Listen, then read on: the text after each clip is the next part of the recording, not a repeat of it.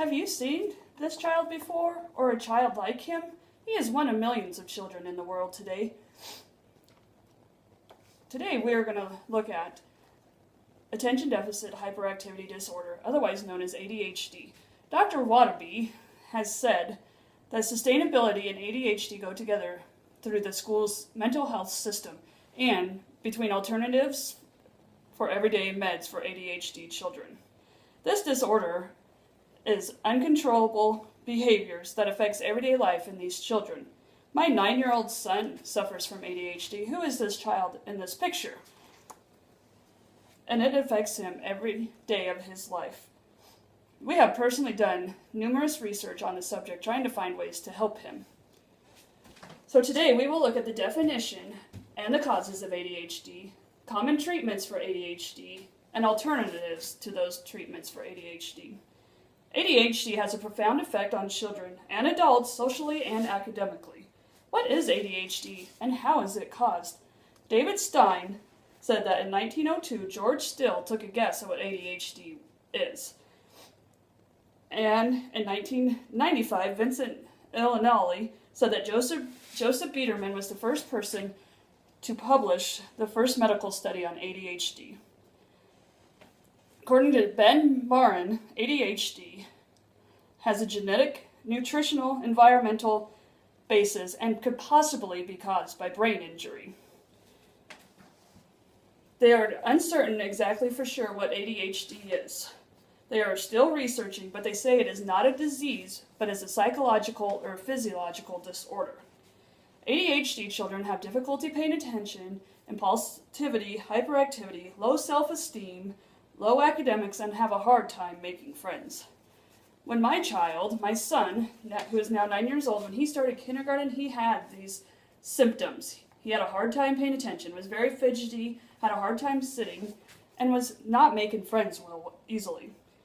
There's numerous criteria that children need to meet to be diagnosed with ADHD. They can't just have one thing where they're jumping around or not paying attention at school. Some of the criteria are failure to pay attention at school and to details. They don't seem to be listening. They lose things and they fidget. These are all causes and symptoms of ADHD. In 2001, the CDC said that 5.4 million 14 to 17-year-olds are on prescribed ADHD medications. Some of the common prescribed medications for ADHD are Ritalin, Adderall, Concerta, Focalin, etc. And all of these medications are amphetamines or stimulants. These stimulants can cause heart rate increase and blood pressure increase. Dr. Stein also commented that these medications could be gateway drugs for future addicts, but it's hard to say who would be an addict and who wouldn't, or if it even affects anybody like that. So why is it that, what are the other side effects of these medications? Possible death due to liver failure, slowing down the growing process as in height, weight, head, and brain size, which are big concerns. We worry about it with our son because he's a skinny little guy, and he was diagnosed in kindergarten 4 years ago with ADHD, and he has not gained much weight since this. And sometimes he has a really low appetite and doesn't eat a lot, but other times he'll eat everything he sees. So why take these risks of these medications if they are not necessary? So what are some alternatives to these medications?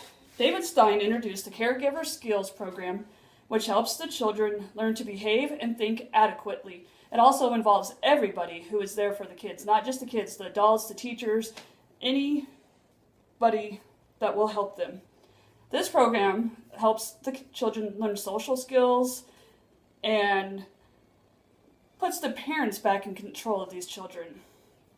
And it reinforces good behavior, which makes a big difference in children with ADHD.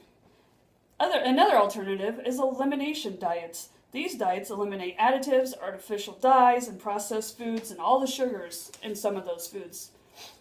Benjamin Feingold in the 1970s found a connection between artificial dyes, preservatives, and ADHD and suggested the Feingold diet, which eliminated these foods, and it showed a decrease in ADHD behaviors.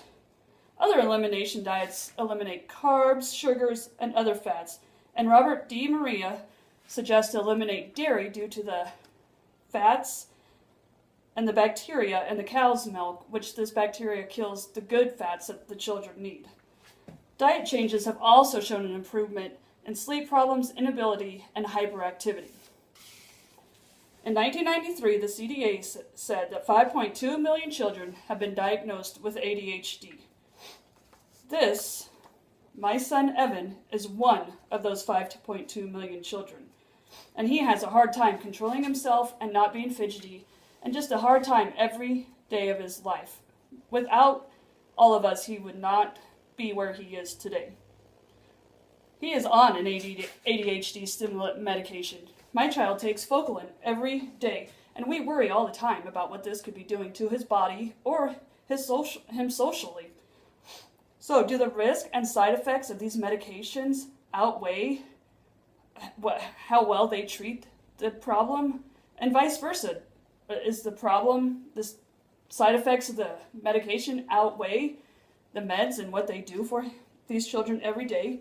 New social skills and diet changes can help these children make it through each and every day and might not need these medications that have high risk. The one thing I want you to remember today from my speech is that millions of children suffer every day from ADHD, and we need to find the best and safest way to help them medically and socially to help them, because these children are what we depend on for the future.